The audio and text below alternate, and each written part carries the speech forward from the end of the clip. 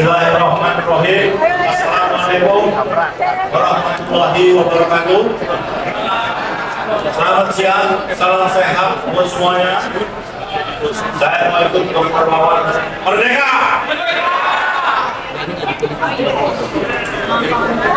Yang saya hormati hadirin semua dan yang saya cintai, rakyat dan bangsa Indonesia, dari Sabang sampai Merauke, dari Miangas sampai Merauke, yang saya sudah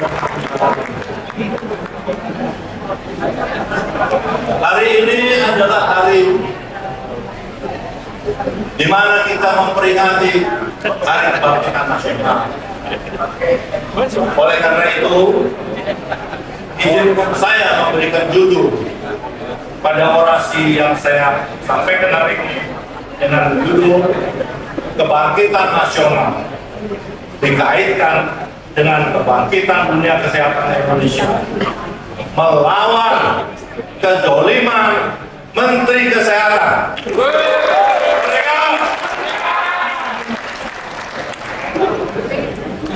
Saudara-saudara sekalian tahu, Budi Utomo itu didirikan oleh Dr. Wahidin Sudirosodo, Dr. Cipto Mangunkusumo, dan Dr. Wistiawan. Jadi, saudara-saudara sekalian, trah dokter adalah trah kedua. Trah dokter adalah trah yang bisa dia melihat ada penindasan, apalagi ada kezaliman.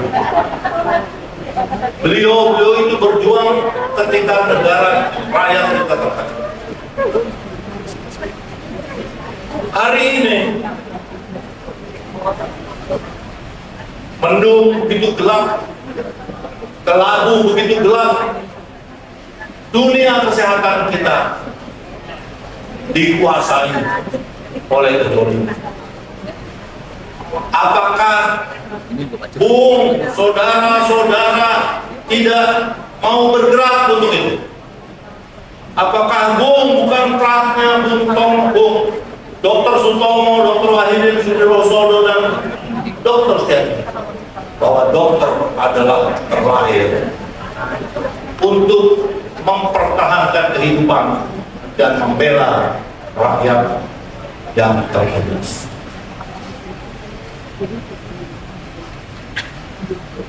Ini semua terjadi karena ulah. Saya kategorikan ini ulah. Kenapa? Karena perbuatan itu tampak sekali, bukan perbuatan yang terkonsep, tapi insidental. Hari kemarin bilang kita harus menuju kemajuan, Lab ada di rumah sakit seluruh daerah. Tapi hari ini bilang seksio sesarian boleh dilakukan. Ulah ini, ulah ini saudara. Saya ingin menjelaskan kepada hadirin sekalian apa yang terjadi dengan saya. Mungkin saya hanya berkata dua hal saja, yaitu dari tadi sudah diomongin itu, akuisisi, mengambil alihan kolegium dengan semenang. Tadi disebutkan kolegium yang hampir 50 tahun sudah berjalan, tentu ada kekurangan di sana sini, tapi 40.000 lebih dokter spesialis sudah belajar. Dengan serta-merta dicabut, dan kebohongan publik yang pertama disampaikan di depan sebuah stasiun televisi, katakan, saya heran, saya justru mengangkat maruah kolegium yang tadinya merupakan bagian dari organisasi profesi, bahkan bahasanya menyatakan bagian dari ormas. Saudara mau dikatakan organisasi profesi kita ormas? Kita kode etik, kita profesi luhur. Ya, itu memang framing yang ingin diberikan kepada kita. Kita seperti ormas-ormas yang suka datang malam-malam itu. Kalau itu ada apa nama Nurdadi ya. Jadi kebohongan itu. Undang-undang mengamanatkan Polri itu harus dibangun negara, bohong Bu. Saya bersama teman-teman polisi undang-undang, bunyinya adalah kolegium dibentuk oleh kelompok kami. Dan kolegium merupakan bagian kelengkapan, merupakan kelengkapan konsil. Kelengkapan bukan bawahan. Dan ditunjang dengan kalimat yang berikutnya, kelengkapan konsil yang independen.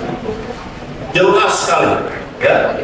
Lalu apa fungsi kolegium? Siapa anggota kolegium? Para guru besar dan kelompok ahli. Ahli apa ini? Ahli nurjul? Pasti bukan. Ini ahli yang mengerti tentang bagaimana mendidik. Ahli yang paham betul bagaimana menjadikan seorang mahasiswa, seorang dokter umum menjadi spesialis. Ada prosedur dan sebagainya. Ada suaranya, panduan kurikulum dan panduan kompetensi. Itu semua dicabik-cabik dengan serta-merta dan dikatakan bahwa yang dia lakukan adalah amanah. Padahal yang dia lakukan adalah mengikuti peraturan pemerintah yang didesain. Saya berani mengatakan itu desain karena sebentar lagi kita bawa itu ke Mahkamah Agung. Kalau Bung baca tentang peraturan pemerintah nomor 28 tahun 2024 pasal 703 sampai 706 itu terjemahannya benar dari Undang-Undang Kesehatan. Tapi begitu 707 menyatakan bahwa kolegium harus searah dengan kebijakan kementerian. 708 yang mengatakan menteri bisa mengintervensi apabila dipanggil. Di mana tadi disebutkan kita tidak sepakat kalau independensi. Di mana independensi? Kalau itu terjadi. Jadi Profesor Eko, nanti menteri boleh jadi bilang kolegium objek sana bukan objek sini. Ada ando.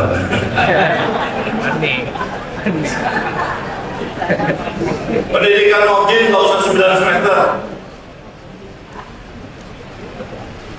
3 semester aja supaya bisa langsung seksio. Yuk cetak aja ada seksio. Bisa begitu, mau? Tak mau kita. Mana boleh kita dilakukan seperti itu, independen kolegium. Kemudian daripada itu yang kita juga rasakan adalah bahwa tiba-tiba dibentuklah sebuah kolegium kesehatan Indonesia yang ketuanya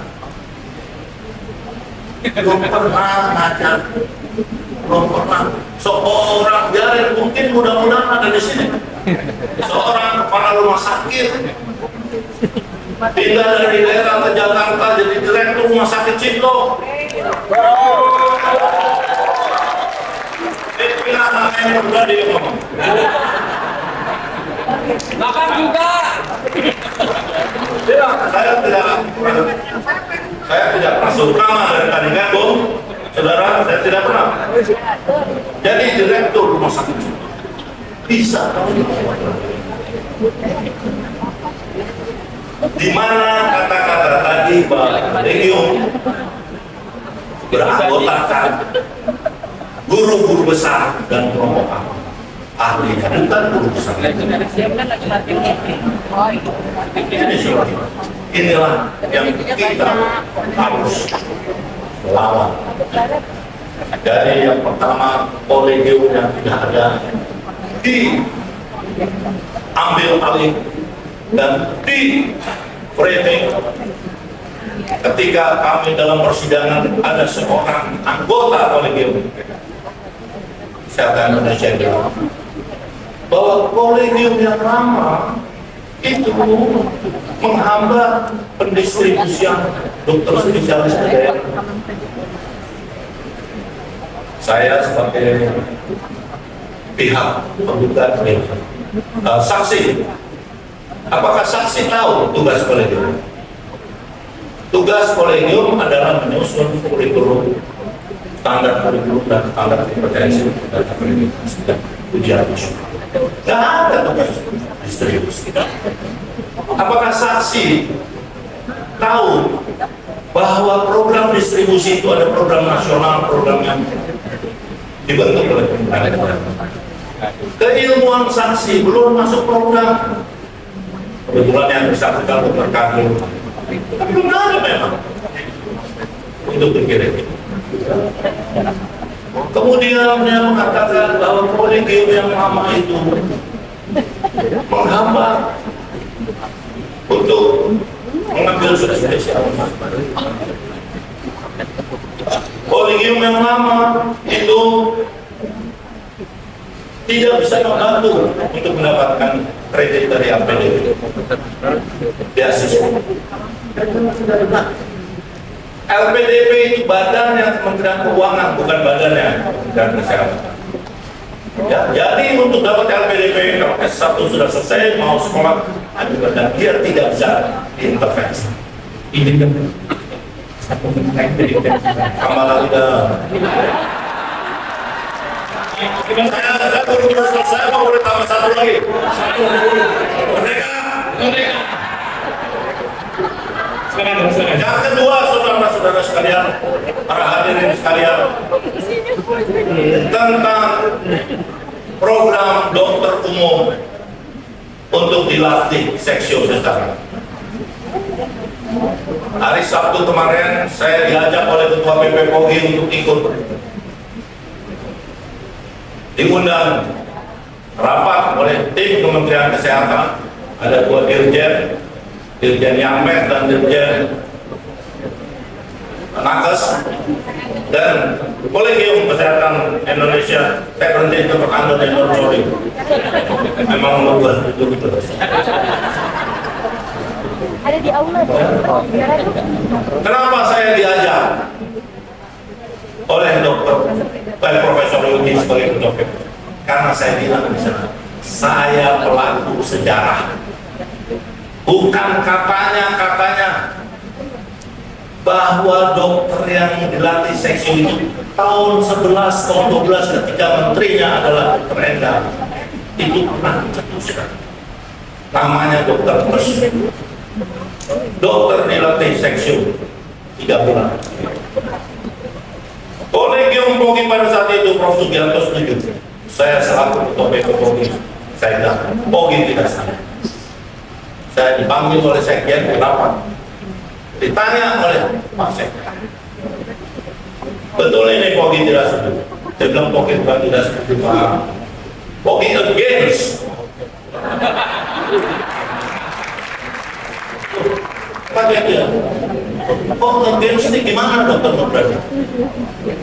Bapak tahu Pak, kalau dokter umum kita latih seksio, sama seperti Bapak melatih double zero. Apa itu berarti? Bapak nggak nonton James Bond? License to kill. Double zero di depan itu license to kill. If you kill, pengadilan nggak usah ikut-ikut, polisi nggak usah ikut-ikut. Itu yang akan Bapak cetak. Lalu bagaimana modal bicara? Kami siap. Kami punya program distribusi. Maka lahirlah PKDS. Itu kita sampaikan kemarin. Ketua PPPOGI menyampaikan. Bahkan Ketua PPPOGI agak sedikit ada tambahan, yaitu bisa mengirim Presiden mandiri. Saya bilang, saya tanya sama Profesor Anur, apakah masih ada aturan bahwa Presiden itu sebuah proses pendidikan? Di mana kalau dia pergi tetap harus ada DPJP? Iya. Ya tentu agak kesulitan. Kenapa kita punya 5.600 ya Prof. ya? 5.600 SPOP. Pernah ada program WKDS yang berjalan dengan bagus. So, kenapa mesti bikin dokter umum dilatih jasa saya? Mundur puluhan tahun yang lalu. Ini adalah sebuah hal yang, tapi saudara-saudara sekalian, kebohongan apalagi yang dilakukan oleh Menteri Kesehatan. Dia katakan di depan stasiun televisi, di depan dewan, bahwa WHO saja mengizinkan dokter umum melakukan. Bohong itu, saya sudah posting kebohongan itu kemana-mana. Jadi saudara-saudara dan para hadirin sekalian, mari kita bersama-sama untuk melawan. Apa yang kita jangan disuruh berhenti dulu ya. Pertama, kita melawan Menteri Kesehatan itu, melawan pengambil alihan kolegium itu dengan melakukan upaya judicial review ke MK oleh PBB, Prof. Sukman, ya. Boleh berdiri Dr. Windy dong. Prof. Sukman berdiri. Mereka membawa hal ini ke MK untuk judicial review pasal-pasal tertentu. Prof siapa? Prof John, hadir Prof John, hadir. Saya kira hadir Prof. Oh, ini dia. Jadi kalau kata Menteri Kesehatan, saya heran. Profesor itu dulu yang mendorong saya untuk ngambil kolegium. Benar apa enggak? Kalau nggak benar, bilang apa? Ya. Upaya kedua yang kita lakukan adalah tadi disebut dalam pernyataannya itu pengadilan tata usaha negara. Ada dedengkot-dedengkotnya di sini. Prof. Sukman lagi, ini Prof. Menaldi, Prof. Dr. Nekri dan saya sendiri.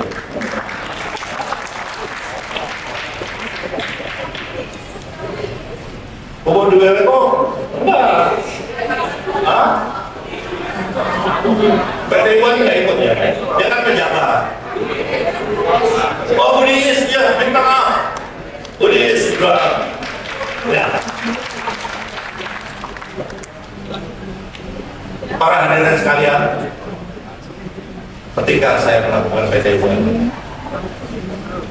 ada sahabat saya bilang, Nong, panggilan saya, jitakin pala gua kalau lo bisa menang. Saya bilang, menang kalah bukan pikiran gua. Kenapa? Guru gua Panglima Sudirman dan Bung Tomo. Panglima Sudirman ketika melawan Belanda, dia tidak pernah terpikir menang atau kalah. Yang dia pikir melawan.